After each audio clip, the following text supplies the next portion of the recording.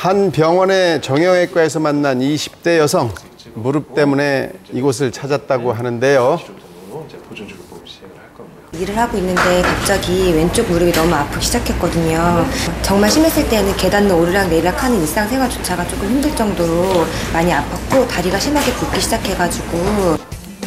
대수롭지 않게 생각했던 무릎 통증이었지만 결과는 충격적이었습니다. 반월세 알무판 파열에 따른 조기 퇴행성 관절염으로 진단이 되셨습니다. 20대 여성에게 발병한 퇴행성 관절염. 놀랍기만 한데요. 연골이 닳아 없어지면서 뼈끼리 부딪히게 돼 통증을 일으키는 퇴행성 관절염. 어떻게 20대 여성에게 나타난 걸까요? 키가 좀 작다 보니까 힐을 신는 걸 되게 좋아하거든요. 그래서 하이힐을 신고 하루 종일 이제 일을 하고 직업상 앉았다 일어났다 좀 그런 일들이 많다 보니까는 무릎을 많이 구부리기도 했고 그랬던 게 아무래도 좀 영향을 주지 않았나 싶어요. 25세 이 남성도 무릎 때문에 병원을 찾았습니다. 무릎에서 후두둑 소리 나는 소리가 난다. 저도 언제부터 저런 소리 나는데요? 오래됐거든요. 한 10년 전부터 10년? 그랬는데 소리 생각보다 큰데요? 네. 이 소리 나는 거 문제 있는 거예요? 저 소리 많이 나요. 네, 저도 많이 나요. 요새 조금씩 점점점 이렇게 소리도 커지고 그리고 약간 무릎도 조금씩 더 아파지니까 이렇게 병원을 찾게 됐습니다. 정확한 원인을 찾기 위해 정밀 검사를 해봤는데요. 이제 내측의 추벽이라고 아주 비유된 조직이 있습니다. 여기가 두꺼워져서 그 아래쪽에 있는 관절 연골을 긁기도 합니다. 그대로 방치했다면 퇴행성 관절염으로 발전할 수 있었던 상황이었습니다. 조금씩 더 아파가지고 나중에 걷는데 무리가 생기지 않을까 이런 걱정이 조금씩 듭니다. 지난해 퇴행성 관절염 환자 중 40대 이하의 환자도 26만 명이나 됩니다. 보니까 이게 점점 이 관절 연령대가 낮아지는 것 같은데 네. 젊은 사람들한테 발병하는 원인은 평소 뭔가요? 같은 자세로 장시간 앉아 있거나 무리하게 운동을 하는 경우 또 운동 후 부상을 방치하게 되면 퇴행성 관절염이 쉽게 발생할 수 있습니다.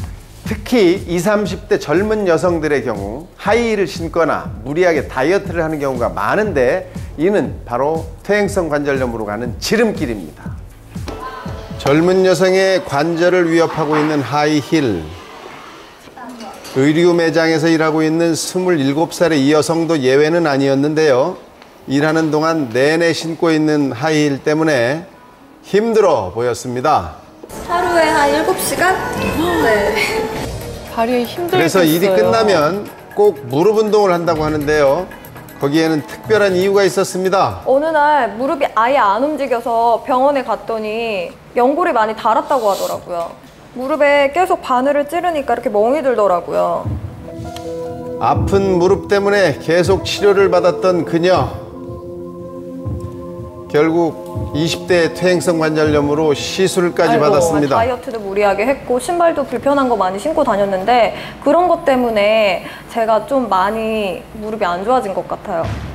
충격적이네요. 정말 원인이 다양한데 이게 초기에 좀 알 수 있는 자가 진단법은 없을까 궁금해요. 오래 서 있기가 힘들거나 계단을 오르내릴 때 갑자기 통증이 있고 삐걱거리는 소리가 나는 경우, 또한 통증이 있는 부위가 계속해서 부어 있거나 만졌을 때 이물감이 느껴진다면 퇴행성 관절염을 의심해 봐야 합니다. 관절 건강, 간단한 스트레칭으로 지킬 수 있습니다.